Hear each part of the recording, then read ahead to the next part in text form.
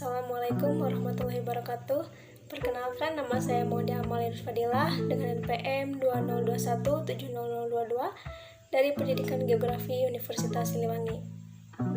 Pada video kali ini, saya akan menyampaikan sedikit orasi ilmiah pendidikan anti korupsi dan permasalahan-permasalahan korupsi beserta solusinya. Sebelum memulai orasi ini, pertama-tama marilah kita panjatkan puji dan syukur atas kehadirat Allah yang senantiasa melimpahkan rahmat-Nya sehingga pada kesempatan ini kita dapat berkumpul dalam keadaan sehat walafiat. Hadirin sekalian, orasi ilmiah yang akan saya sampaikan mengambil tema yaitu pendidikan anti korupsi.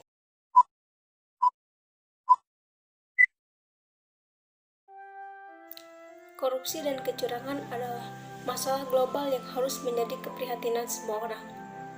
Persoalan korupsi memang telah mengakar dan membudaya. Bahkan, di kalangan mayoritas pejabat publik, tak jarang yang menganggap korupsi sebagai sesuatu yang lumrah dan wajar.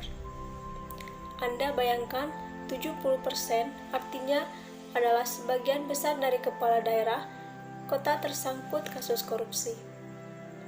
Korupsi yang terjadi di berbagai negara termasuk Indonesia merupakan suatu cerminan yang dimiliki oleh sebuah negara, yaitu perilaku dan penduduk negara itu sendiri. Semakin besar tingkat korupsi sebuah negara, maka semakin buruk pula perilaku manusianya. Indonesia adalah bangsa yang besar, bahkan banyak yang bilang tanah kita adalah tanah surga. Namun, jutaan rakyat direnggut kesejahteraannya oleh para pemimpin yang korup, tikus-tikus bangsa yang selalu benar di mata hukum. Sejak 17 Agustus 1945, Indonesia telah merdeka dari penjajah, tetapi ternyata udara kemerdekaan hanya diperuntukkan untuk segelintir golongan, bukan kepada rakyat kecil. Apa kabar rakyat Indonesia? Kami datang bukan untuk membuat kekacauan, bukan untuk mengusik ketenangan, tetapi kami datang untuk menyadarkan kita semua dari ketidakpedulian kepada sesama sebagai bentuk perlawanan melawan tindak korupsi di negara Indonesia ini.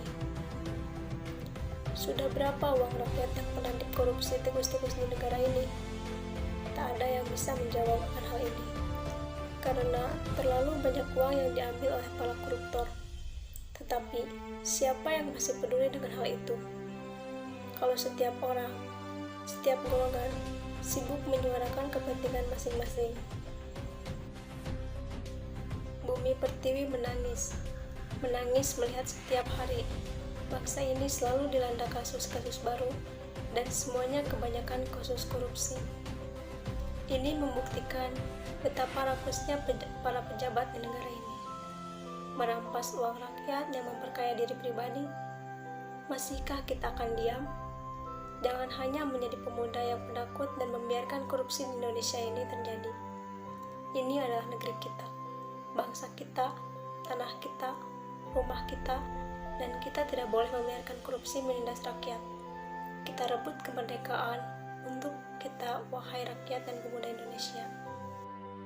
Para pemangku kekuasaan negara ini telah menjadi buta dan tuli. Buta akan penderitaan rakyat, tuli akan tangisan anak-anak yang tidak sekolah. Dan mereka yang telah berubah menjadi piranha yang mampu menghabiskan uang rakyat hanya dengan sekejap mata. Rakyat hanya menangis menyaksikan perampasan di seluruh penjuru Nusantara yang dilakukan pemimpinnya sendiri. Dengan congkaknya, para koruptor berjalan di bumi ini tanpa malu, malah bangga atas kejahatannya. Apakah mereka berhak hidup? Apakah mereka berhak menginjak bumi pertiwi ini? Mereka tak pantas hidup. Penipu-penipu berdasi pantasnya kita jebloskan ke penjara saja. Namun, apakah hukum kita mampu untuk melakukan itu? Apakah mereka berani mengungkap kebenaran? Wahai saudara-saudaraku, hukum bangsa kita seakan tak mampu berbicara lagi. Para penegaknya telah dibayar oleh para koruptor untuk menyelamatkan mereka di meja hijau.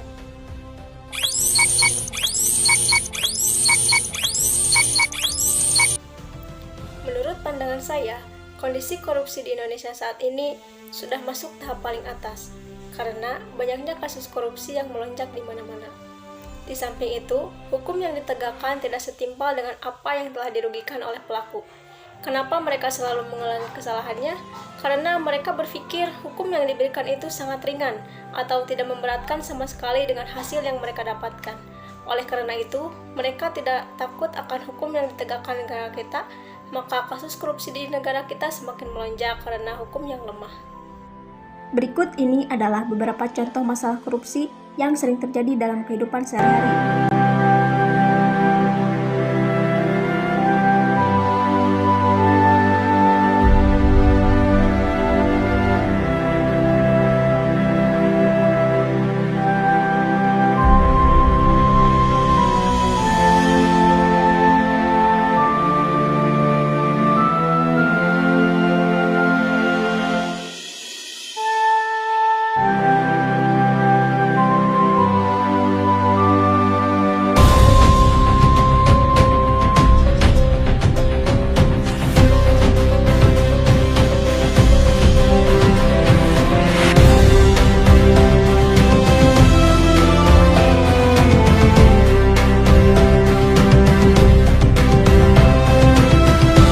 Selanjutnya ada salah satu contoh masalah korupsi dengan ketidakjujuran seseorang terhadap orang tua.